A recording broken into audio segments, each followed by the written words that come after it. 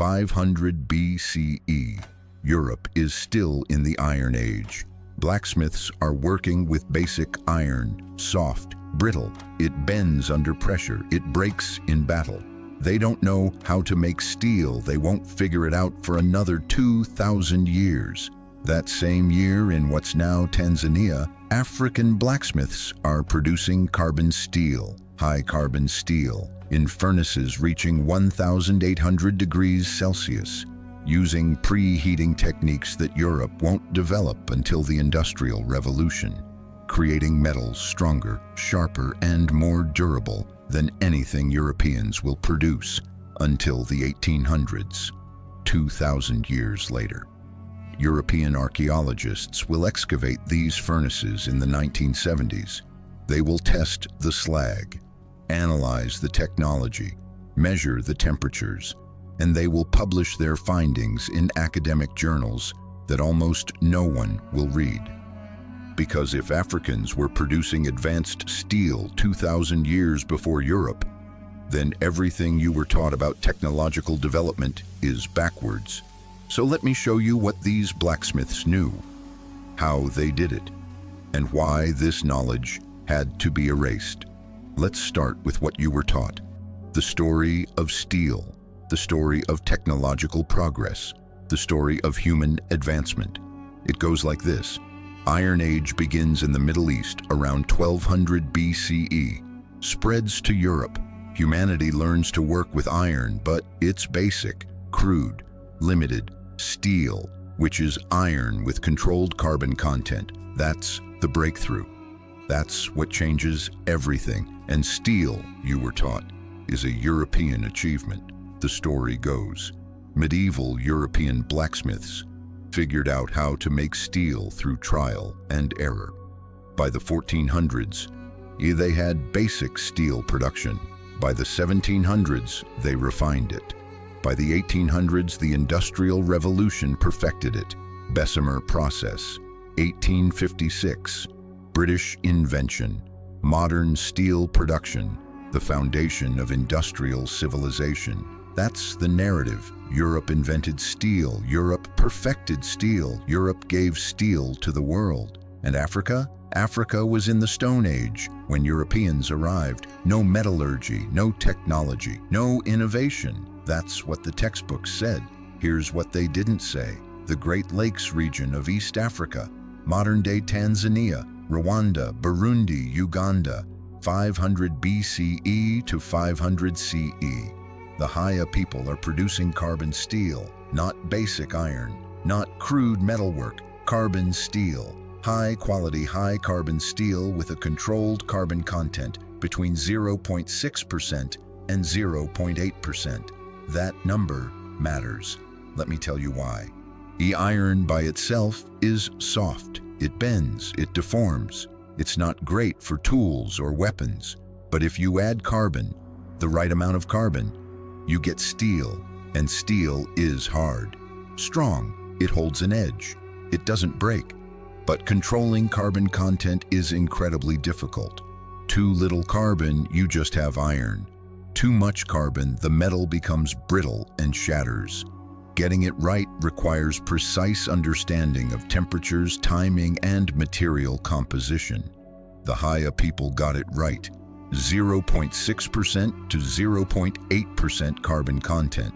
That's the same ratio used in modern high-carbon steel in 500 BCE. Let me say that again because I need you to understand the scale of what I just told you.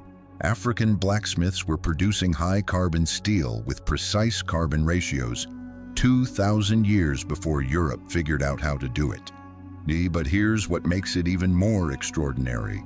They weren't just making steel, they were making it better than anything Europe would produce for the next 2 millennia. 1976, American archaeologist Peter Schmidt and Tanzanian historian Donald Avery are excavating sites in northwestern Tanzania. They're studying ancient furnaces, pre-colonial iron smelting sites.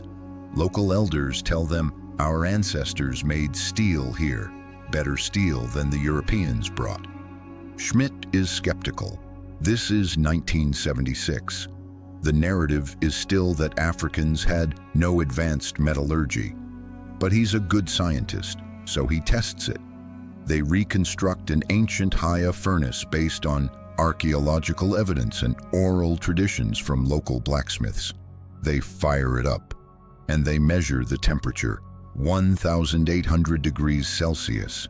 Let that number settle for a moment. The 1,800 degrees Celsius. European furnaces in the medieval period could barely reach 1,200 degrees. Even by the 1700s, European blast furnaces were reaching maybe 1,400 to 1,500 degrees. And here's an ancient African furnace hitting 1,800 degrees. Schmidt tests the steel produced, sends samples to metallurgical labs. The results come back: high carbon steel, equivalent to modern industrial steel, superior to anything produced in pre-industrial Europe. He publishes his findings in academic journals. 1978, Journal of African History. The paper is called An Alternative to a Materialist Interpretation of African Iron Age Metallurgy. It's peer-reviewed, it's verified, it's irrefutable, and almost no one hears about it because the narrative can't handle it. Let me show you how they did it, because this isn't just about having hot furnaces. This is about sophisticated understanding of thermodynamics, materials science, and engineering. The Haya furnaces were designed with a principle called preheating. Here's how it worked. The furnace had two chambers. Air was forced through the first chamber before entering the main smelting area. That first chamber was surrounded by hot coals, so the incoming air got heated before it hit the iron ore. Why does that matter? Because preheated air burns hotter, much hotter. It's the same principle used in modern blast furnaces, the same principle that made the Industrial Revolution possible. Except the Haya people figured it out 2,000 years earlier. They also used specific types of charcoal, not just any wood. They selected trees with high carbon content. They controlled the charcoal making process to maximize carbon density. Because they understood, somehow through empirical observation and generations of refinement, that the type of charcoal affected the carbon content of the steel. They controlled airflow with precision. Using bellows made from animal hide, they regulated oxygen intake to maintain exact temperatures. Too much oxygen, the iron oxidizes and you get slag. Too little oxygen, the temperature drops and smelting fails. They knew the exact balance. And here's the detail that should make you stop. They could tell the temperature by the color of the flame. No thermometers, no instruments, just observation, experience. Knowledge passed down through generations. They knew that orange meant one temperature, yellow meant another, white meant you were at peak heat, and they adjusted in real time, controlling airflow, adding charcoal, managing the smelt. This is empirical science. This is sophisticated metallurgical knowledge, and it was operating in East Africa 2,000 years before Europe developed anything comparable. Let that sink in. But it wasn't just the Haya people. This was happening across Africa. The Nok culture in what's now Nigeria, 500 BCE, advanced iron smelting, evidence of steel production, terracotta sculptures that show blacksmiths at work. Meroe in ancient Nubia, modern-day Sudan, called the Birmingham of Africa by archaeologists because of the massive scale of iron production. Hundreds of slag heaps, evidence of industrial-level smelting operations, producing iron and steel for tools, weapons, and trade. This was 200 BCE to 350 CE. While Rome was still struggling with basic iron, Nubia was running what amounted to steel factories. Great Zimbabwe. Now 1100 to 1450 CE. The stone walls are impressive. You've maybe seen pictures, but what you weren't told is that Great Zimbabwe was a metallurgical center. Gold smelting, copper work, iron and steel production. They were trading steel weapons and tools across the Indian Ocean trade network. East African steel was showing up in India, in Arabia, in Southeast Asia, because it was better, stronger, more valuable. The West African empires, Ghana, Mali, Songhai, iron and steel production was central to their economies. The famous sword of the Mandinka warriors, the weapons of the Songhai cavalry, these weren't imported from Europe. They were made in Africa by African blacksmiths using African steel.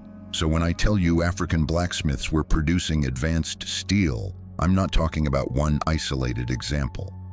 I'm talking about a continental tradition of metallurgical expertise spanning 2,000 years, and all of it was erased from the textbooks.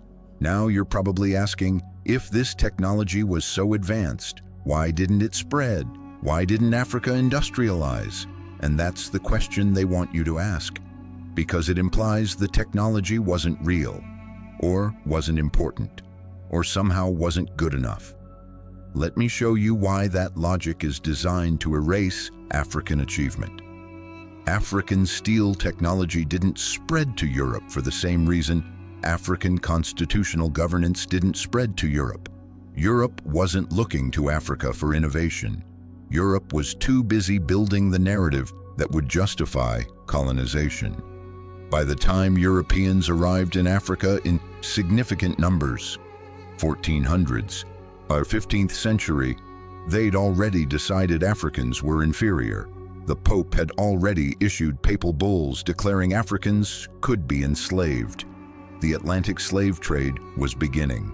The entire economic system of European expansion depended on African dehumanization. So when European traders encountered African blacksmiths producing high-quality steel, they didn't study it. They didn't write, "Remarkable metallurgical achievement, we should learn from this." They either ignored it or explained it away. Must have learned it from Arabs, probably copying techniques from India. Can't be that sophisticated, probably just lucky. Anything except acknowledging African innovation. And here's what happened when colonization arrived. Late 1800s, the scramble for Africa. European powers are carving up the continent. And they don't just colonize politically, they colonize economically. European manufactured goods flood African markets. Cheap steel from European factories produced during the Industrial Revolution. And colonial authorities actively suppress local production. Why? Because African economic independence threatens colonial control. If Africans can produce their own steel, their own tools, their own weapons, they don't need European imports. And if they don't need European imports, the colonial economy collapses. So traditional blacksmithing is discouraged, then restricted, then outlawed in some regions. Colonial administrators classify it as primitive technology. They say African steel is inferior to European steel. Never mind that African blacksmiths had been producing high-carbon steel for 2,000 years. They never mind that the technology was sophisticated and refined. The narrative is set. European steel is modern and superior. African steel is backward and inferior. Blacksmith apprenticeship systems are disrupted. The knowledge transmission from master to apprentice is broken. Young people are sent to colonial schools, where they're taught that European technology is the only real technology. Traditional furnaces fall into disuse. The techniques are forgotten. The knowledge dies with the elders. By the 1950s, most of the ancient metallurgical knowledge is gone. A 2,000-year-old technological tradition erased in 2 generations, not because it was inferior, because it was a threat. And then they rewrote the textbooks. Here's what they taught. Africans were in the Iron Age when Europeans arrived. Technically true, but deliberately misleading, because Iron Age implies primitiveness, basic technology, simple tools. It doesn't tell you that African blacksmiths were producing carbon steel that European metallurgists wouldn't match until the Industrial Revolution. Europeans brought modern metallurgy to Africa. Completely false. Europeans brought factory-produced steel made possible by coal-powered blast furnaces. But African blacksmiths had already developed sophisticated steel production techniques centuries earlier. Different methods, different scale, but comparable and in some ways superior quality. Africa had no technological development before colonization, a lie so complete, so total that it's still being taught today. And the evidence? Locked in archaeology journals that no one reads. Peter Schmidt's research from 1978 is cited in academic circles. Metallurgists know about it, archaeologists reference it, but it's not in high school textbooks. It's not in popular history books. It's not in documentaries, because if people knew that Africans were producing advanced steel 2,000 years before Europe, they'd start asking questions. What else were they doing? What else was erased? What else is the history we were taught based on lies? And those questions threaten the entire narrative. If you're starting to realize how much of technological history has been deliberately falsified, stay close, because we're about to show you exactly why this had to be buried. Here's why the erasure of African metallurgy matters. It's not just about steel, it's about the entire story of human progress. You were taught that technological advancement moved in one direction. Middle East to Europe, Europe to the world. The narrative goes, Mesopotamia and Egypt had early innovations. Then Greece and Rome refined them. Then Europe took over and brought technology to the rest of the world through colonization and trade. Africa in this story contributed nothing. Sub-Saharan Africa, the Africa below the Sahara, the Africa of black people, had no technological tradition, no innovation, no advancement. They were waiting for contact with the outside world, waiting to be civilized, waiting to be brought into modernity. That's the story. And African metallurgy destroys it. Because if Africans were independently developing advanced steel production in 500 BCE, if they were achieving furnace temperatures that Europe wouldn't match for 2,000 years, if they were controlling carbon content with precision, if they were running industrial-scale smelting operations in Nubia and Nigeria, then Africa wasn't waiting for contact. Africa was innovating. Africa was developing technology independently, successfully, sophisticatedly, and that means the entire justification for colonization collapses. You can't claim you're bringing civilization to people who already have advanced metallurgy. You can't claim you're introducing technology to people who've been producing superior steel for 2 millennia. You can't claim Africa had no history when Africans were running steel production at industrial scale while Europe was still in the early Iron Age. So they buried it. They dismissed the evidence. They erased the knowledge. They rewrote the history. And they made sure generations of students, African and non-African alike, never learned the truth. Let me give you the timeline, because this is where it becomes undeniable. 500 BCE Haya people in Tanzania, producing high-carbon steel in furnaces reaching 1,800 degrees Celsius. 500 BCE, Europe still working with basic iron, no steel production.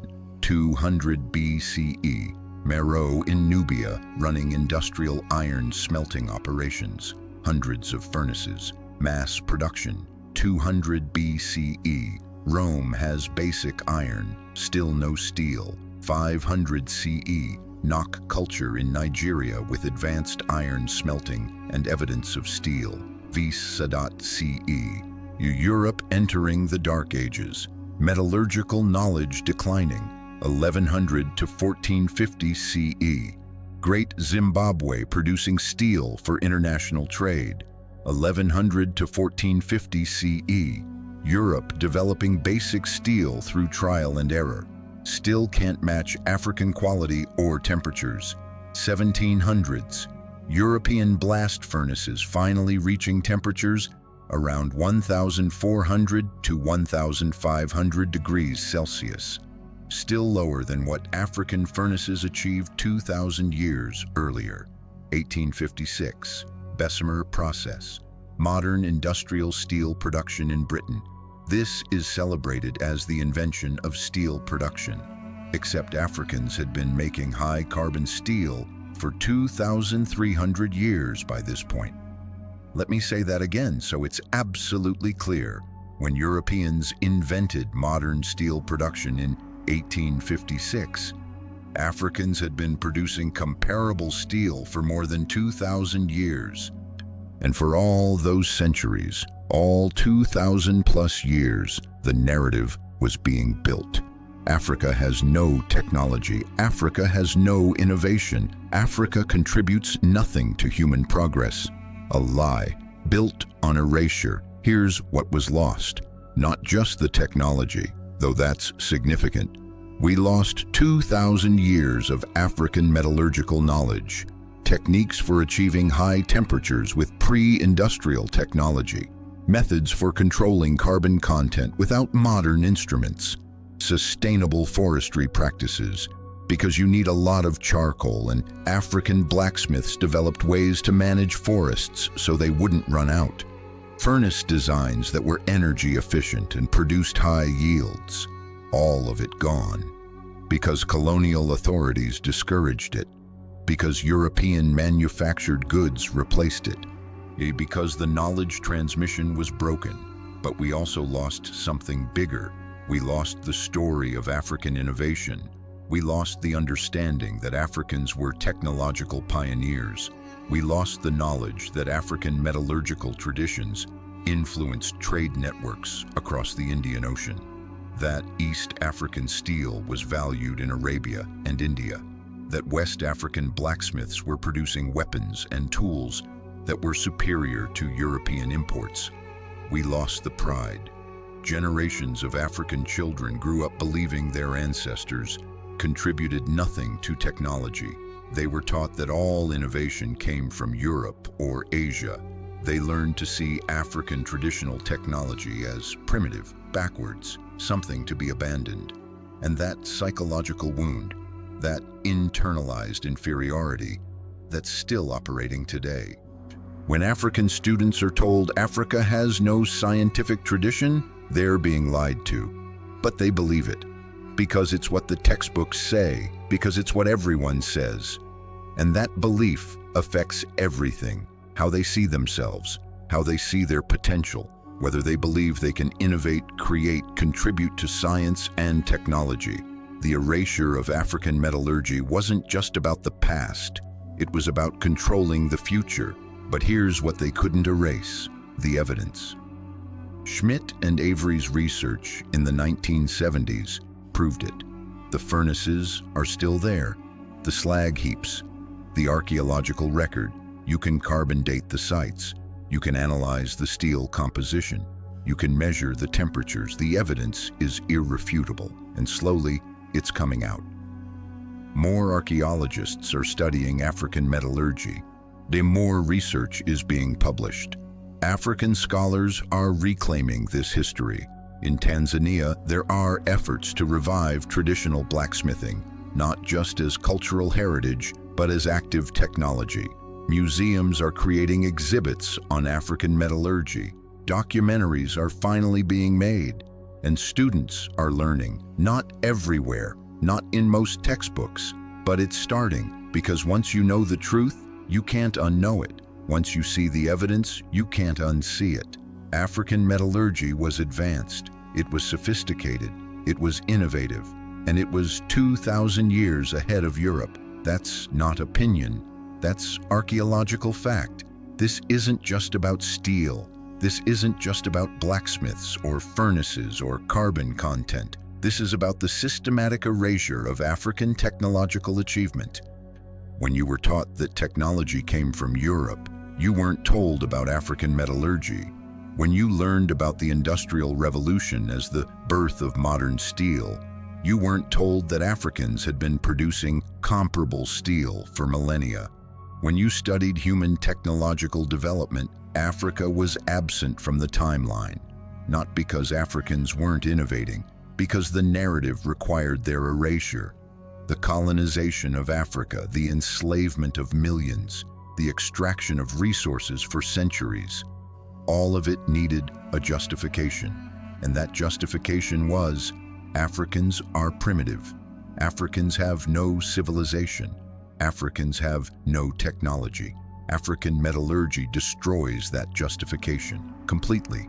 If Africans were producing advanced steel in 500 BCE, if African furnaces were reaching temperatures Europe wouldn't match until the 1700s, if African blacksmiths were controlling carbon content with precision, then colonization wasn't bringing civilization, it was destroying it.